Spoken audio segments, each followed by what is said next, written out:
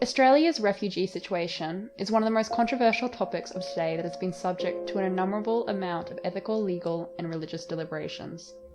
According to the Australian Parliament, an asylum seeker is someone who seeks international protection but does not have a claim for a refugee status, whilst a refugee is someone who's recognised under the 1951 Convention relating to the status of a refugee. In regards to the plight of refugees, Catholicism and Islam calls for believers to accept and welcome strangers for as long as they seek protection. Australian society, on the other hand, does not welcome those who seek asylum in fear of globalisation. It is therefore hypothesised the view of the Catholic Church and Islamic faith run countercultural to the political views of Australian society when discussing the plight of refugees. Following the Vietnam War back in 1975, thousands of refugees across the globe populated Australia. This, however, was quickly cut short upon the election of Howard government, which introduced mandatory detention for those who entered Australian borders without a visa.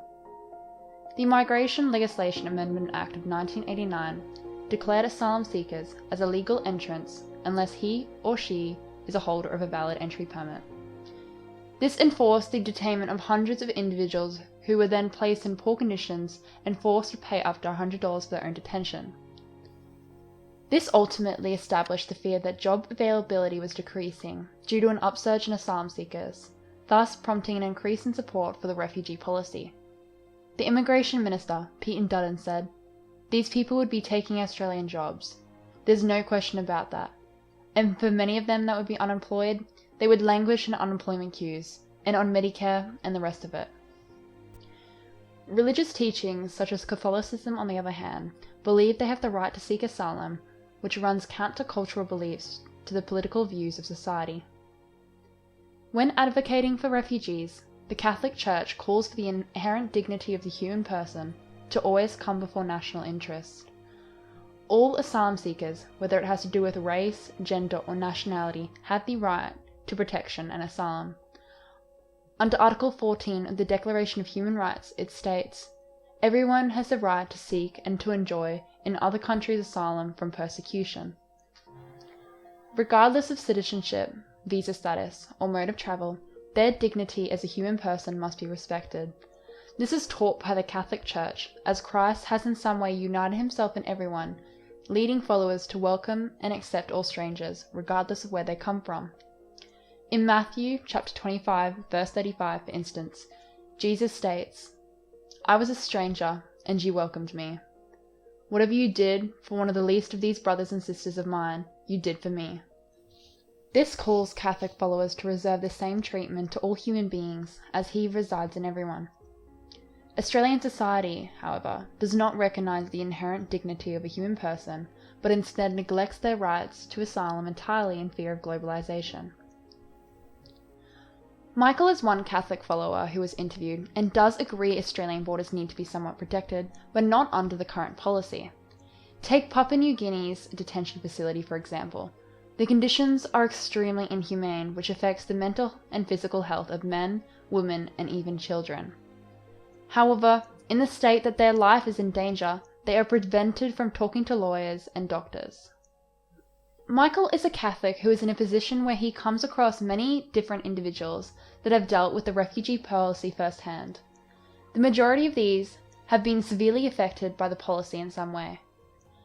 Vassad, for instance, was an international soccer player who had to seek asylum due to Catholic persecution. His son, Edwin, at some point was severely sick, had convulsions, and was refused medical attention despite the desperate need for it. Upon hearing stories such as this, Michael strongly believes the policy must be changed or radicalized entirely. As a Catholic, he believes the inherent dignity of a human person must come before national interests. Thus, Catholic teachings run countercultural to Australian beliefs as they prioritize human dignity over their jobs. The current refugee policy also does not align with Islam beliefs, as the Quran teaches all believers to assist and protect any vulnerable person who seeks protection. Regardless of race, nationality, or ethnicities, Muslims believe asylum is a human right, and it is their whole duty as a believer to protect refugees for as long as they seek protection. Islam's primary scripture, the Quran, has countless references to the justice and issue of asylum seekers. In Surah chapter 9, verse 6, it states, "And if any one of the disbelievers seeks your protection, then grant him protection so that he may hear the word of Allah, and then escort him to where he will be secure." According to the religion, those who give asylum seekers a generous reception will be rewarded in the future. Australian society, however, does not have sympathy for individuals who seek protection in the fear of persecution, which runs countercultural to Islam. Kasia Trad, a well-known Muslim Australian, believes the government policies are an offence to Allah, saying, "Immigration ministers should have more compassion and understanding towards the needs of human beings who are fleeing persecution. Therefore, religious beliefs should be used as an example to put forth the dignity of a human person and their rights before national interests." Refugees, even to this day, are detained and placed in inhumane conditions when they should have the right to seek protection and asylum within Australia. This conduct goes against the teaching of religions such as Islam and Catholicism, as they both value the rights of individuals and the dignity of a human person. Moving forward, Australia should align themselves with these religious beliefs in the plight of refugees to ensure the rights of all individuals are protected. Asylum seekers who come by boat do not have a choice. It's flee or die, and compassion needs to be shown. As Warsan Shire says, "No one leaves home unless home is the mouth of a shark."